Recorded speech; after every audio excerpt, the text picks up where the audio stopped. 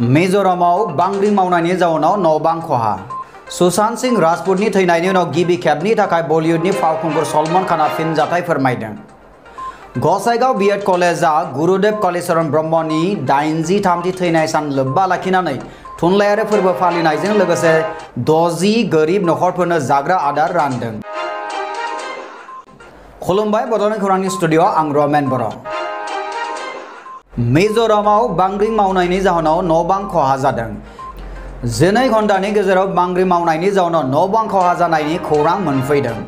बांग्रिं मावनायनि जाउनाव जालांनाय सिलिंखार खहा जानायखौ लकेल एमएलए आरो जिल्ला खुंथाया सुमोनथाइ खालामदों होनना खौरां मोननाय जादों। मख'नो गोनांदि दासिमबो जिउ खहानि जेबो खौरां मोननाय जाथ'वाखै।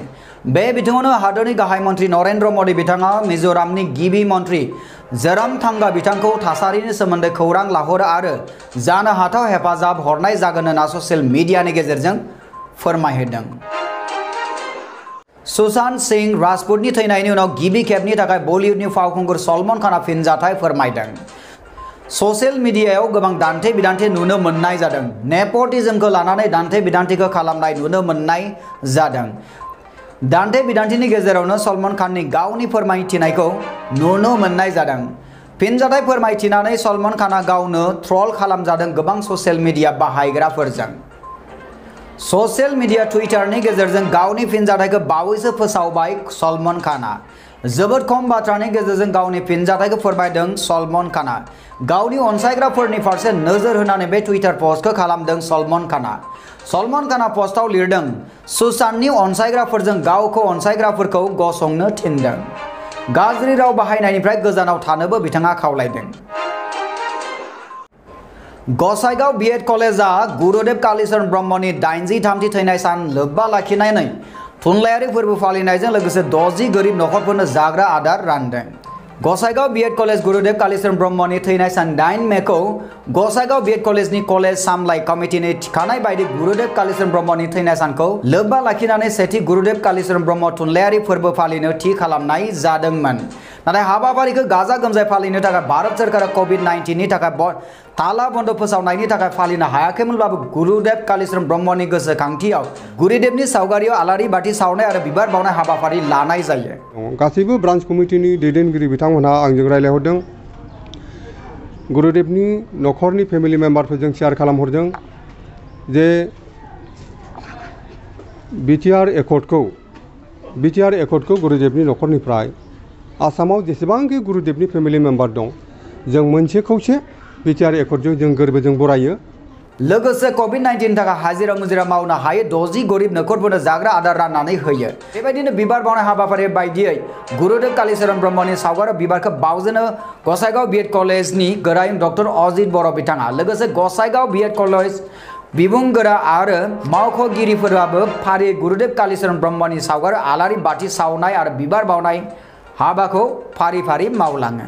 फैदों आरो दिनै आवाथि सावनानै बिथांखौ जोङो गोसोखांदों आरो बेजों लोगोसे दिनै मुलुगावनो कर'ना भाइरासनि जि मोनसे थासारि जादों बेखौ लानानै सुबुं माहारिनियाव मोनसे गिख्रंनाय फैदों। दा बेवहाय जोङो बयबो आर'ज गाबदों कि बे थासारिया जोबनांगौ आरो मोजां मोनसे थासारि फैनांगौ, बयनिबो जिउआव रैखाथिया फैयो, बयबो मोजाङै आलो गोजोनै थानो हायो। बेनि थाखायनो बेवहाय आवाथि सावनानै जों बयबो जयै आर'ज गाबदों। सार, माखासे समफोराव दा जेनबाय थादों एनडिबिएसनि माखासे गेदारफोरा नोंथांखौ जे अभियोग होबाय थादों, बे बिथिङाव सारा मा बुंनो? अभियोग होनाया दिनैनि खोथा नङा। थांनाय 30 बोसोराव जोंनि हारियाव सासेया सासेखौ अभियोग होबोदों।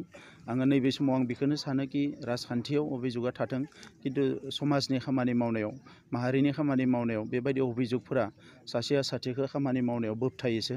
दा नंखायनो हानायमानि जोङो गावबा गावनि गेजेराव दाय फोनलायनायखौ खमायनानै हारिनि खामानि मावनायाव बेस्थ' जानांगौ। राजखान्थियाव जिहेतु मोजां गाज्रि थायो, बेवहाय दाय फोनलायनाय क्रिटिसिजम बियो थायो पलिटिक्सआव। नाथाय जातिनि खामानि मावनायाव आंल' नङा सोरबा मावोब्लाबो बेखौ जोङो बाख्नायनांगो एबा जों बेखौ एनकारेज खालामनांगो जुदि बियो मोजां खामानि मावदोंब्ला। दा बेवहाय सासेया सासेखौ क्रिटिसिजम खालामनानै गाव गोसोआव रंजानाय लानो हागोन, बेनि अनगायै हारिनि जेबो लाब जानाय नङा। मोनथिनो मोननाय बादिब्ला 60 गोरिब नखरफोरनो जाग्रा आदार मुवाबो रानसारनाय जायो।